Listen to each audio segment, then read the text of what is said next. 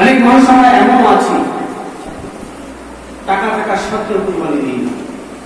এটা মাসালা ভালো প্রশ্ন। আচ্ছা বলেন তো যাকাত দেওয়াটা কি? জোরে বলুন। কুরবানি করা অনেক মানুষ সমাজে পাওয়া যায় যাকাতের ভাগ করে না, কুরবানির সময় লাফালাফি করে, ঠিক কিনা?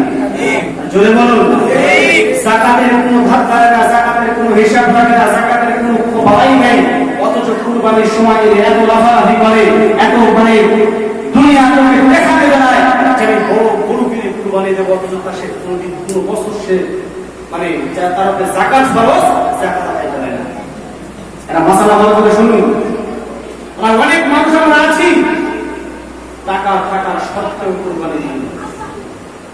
মাসালা হচ্ছে আপনার উপরে যাকাত ফরজ তখন যখন ওই মালটার উপরে পরিপূর্ণ একটা বছর অতিবাহিত হতে হবে।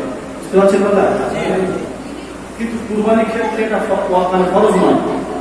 কুরবানির ক্ষেত্রে মাসালা হলো আপনার জিলহজ মাসের 10, 11, 12 কদিন বললাম? জিলহজ মাসের 10, 11, 12 এই 3 দিনের মধ্যে যদি আপনার কাছে যাবতীয় খরচা পানি বাদ দিয়ে যদি আপনার কাছে 52.5 ভরি রূপা বা 7.5 তোলা সোনা, এখানে তো 7.5 তোলা হিসেব হবে না, সে ধরতে হবে বা 52 ভরি রূপা। আপনি কি মানে রানিং বাজার হিসেব করেন, দেখা যাবে যে আপনার কাছে 60 থেকে 70 হাজার টাকা থাকে, আপনার উপরে কুরবানি কিন্তু ওয়াজিব। কিন্তু এখানে 1 বছর অতিবাহিত হওয়ার প্রশ্ন নেই। প্রশ্ন রয়েছে কোথায়? যাকাতের সময় আপনার 1 বছর অতিবাহিত হওয়া লাগবে, ঠিক কিনা? কিন্তু কুরবানির ক্ষেত্রে 1 বছর অতিবাহিত হতে হবে না। জিলহজ মাসের 10 তারিখ, 11 তারিখ, 12 তারিখ এই 3 দিনের মধ্যে যদি আপনি সাহেবে নেশাব হয়ে যান, আপনার কাছে যদি 60 থেকে 70 হাজার, রাউন্ড ফিগার হিসাব বলছেন, 70 থেকে 60 থেকে 70 হাজার টাকা থাকে, আপনার উপরে কুরবানি ওয়াজিব। কথা বুঝতে পারছেন? ধরেন আপনার কাছে টাকা নাই, আপনি কুরবানির একদিন আগে 1 লাখ টাকার মাল বিক্রি করেছেন। এই মাসলাটা কি দেখতে বলে যাচ্ছে? ধরেন আজকে কুরবানি জিলহজ মাসের 9 তারিখ বা আজকে 10 তারিখ, ধরে আজকে আমাদের কুরবানি হয়ে গেল, ধরে না কুরবানি হয়ে গেল, ওই দিনে যদি আপনি 1 লাখ টাকার জিনিস বিক্রিটা করেন, আপনি কুরবানি দেবেন কি দেবেন? শরীয়ত কি বলছে? শরীয়ত বলছে আপনাকে কুরবানি দিতে হবে। বলুন শরীয়ত কাকে বলে? দেখুন শরীয়ত বলছে, মাসআলা বলছে এটাই যে আপনাকে কুরবানি দিতে হবে। কেন দিতে হবে? আল্লাহ রাসূল সাল্লাল্লাহু তাআলা আলাইহি ওয়াসাল্লাম বলছেন যে যত পশু বড় পশু খরিদ করে কুরবানি করবে, ওই পশুরা তার জন্য জান্নাতে উপকার হবে। জিতে হবে না? সুবহানাল্লাহ। ভাই জানেরা এই গভীর মনোযোগ দিয়ে শুনে রেখে দিন বাবা। বিশ্ব নবী আমার দিনে দুনিয়ার বাদশা হাবিবুল্লাহ জনাবে মুহাম্মদ রাসূলুল্লাহ সাল্লাল্লাহু তাআলা আলাইহি ওয়াসাল্লাম এক সময় আম্মা জান ফাতেমাকে জিজ্ঞাসা করেন, ও বেটি ফাতেমা, তুমি কি জানো কুরবানির কি ফাসালা আছে? তুমি কি জানো কুরবানির কি মর্যাদা আছে? আম্মা জান ফাতেমা বলেছিলেন, ইয়া রাসূলুল্লাহ, ইয়া হাবিবাল্লাহ, আল্লাহু আ'লাম ওয়া রাসূল, আল্লাহ এবং তার রাসূল ভালো জানে। বিশ্বনবী করে বললেন, ও বেটি ফাতেমা, শুনে রেখে দাও, জেনে রেখে দাও, আমি রাসূলুল্লাহ জানিয়ে দিলাম যে ব্যক্তিটা কুরবানি করলো, আল্লাহ পাক আল্লাহ তাআলা ওই পশু প্রতিটি পশমের বিনিময়ে একটা করে নাকি আমার আল্লাহ পাক তার আমল নামাতে লিখে দেয়। আরেকটু জোরে বলো।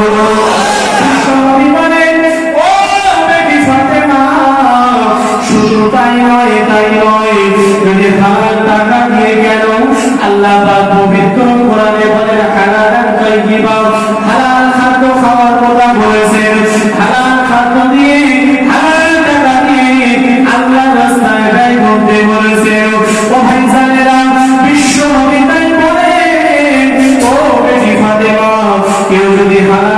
দিয়ে পশু খরিদ করে আল্লাহর রাস্তায় উৎসর্গ করে।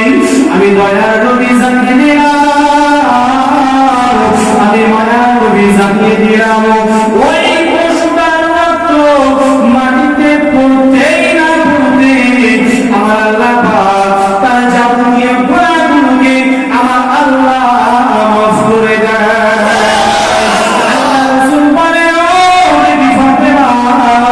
কুরবানি তার মর্যাদা শোনার পরে, কুরবানির ফজিলত সম্পর্ক শোনার পরে যারা দুনিয়ার জমিনে কুরবানি দাতা কুরবানি দিল না, আমি রাসূলুল্লাহ তাদের প্রতি লানত, আমি রাসূলুল্লাহ তাদের প্রতি লানত জানিয়ে দিলাম, তারা যেন আমার ঈদগাহের ময়দানে না আসে।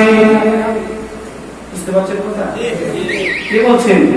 কুরবানি দেওয়ার ক্ষমতা আছে, কুরবানি দেওয়ার সামর্থ্য রয়েছে, তারপরেও সে যদি কুরবানি না দেয় সে যেন আমার ঈদগাহের ময়দানে না আসে, তারা তাকুরবান্না মুসাল্লাহ, সে যেন আমার ঈদগাহের ধারে পাশেও না আসে। এবার আমরা এখানে যারা আছি বিবেকটা হাত দিয়ে বলুন, আমরা রাসূলের লানত দেব আর রাসূলের দোয়া নেব কোনটা? আমার ভাই জানেরা, এবার একটু ভালো করে শুনুন, তাহলে আপনি হালাল টাকা দিয়ে কেন কুরবানি করবেন? আল্লাহ পাক আল্লাহ তাআলা পবিত্র কোরআনে জানিয়ে দিয়েছেন, লান তানালুল বিররা হাত্তা তুনফিকু মিম্মা তুহিব্বুন। আমি আল্লাহ পাক জানিয়ে দিলাম, তোমরা দুনিয়ার জমিনে যতক্ষণ না পর্যন্ত তোমাদের প্রিয় বস্তুটাকে আমি আল্লাহ আমার রাস্তায় উৎসর্গ না করবে, ততক্ষণ পর্যন্ত তোমরা মুমিন হতে পারবে না। আল্লাহ পাক এখানে কথা কিন্তু বলে নাই বান্দা তুমি নামাজ না পড়ে কুরবানি দাও, আল্লাহ এই কথা কিন্তু বলে নাই বান্দা হারাম টাকা দিয়ে কুরবানি দাও। আল্লাহ পাক বলেছেন, ও দুনিয়ার মানুষেরা তোমাদের প্রিয় বস্তু দাও, যতক্ষণ না আমি আল্লাহ আমার রাস্তায় ব্যয় না করবে। আমাদের প্রিয় বস্তু মানে আল্লাহ এটা বোঝাতে চাইনি, বলে তো হারাম জিনিস আমাদের প্রিয় বস্তু হতে পারে না। আল্লাহ বলে তোমাদের যে হারাম টাকা আমি দিয়েছি, হারাম সম্পদ দিয়েছি রে বান্দা, এই হারাম সম্পদ দিয়ে আমি আল্লাহ পাক আমার রাস্তায় তোমরা উৎসর্গ করবে, এর প্রতিফল কিয়ামতের ময়দানে আমি আল্লাহ পাক তোমাদের নসিব করিয়ে দেব।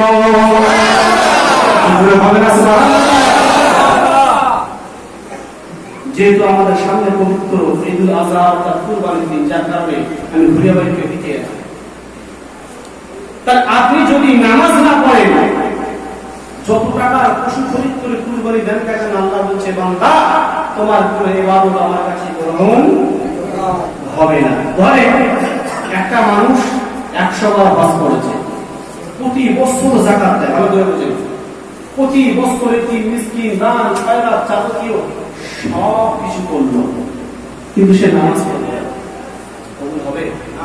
ও ভাই জানেরা,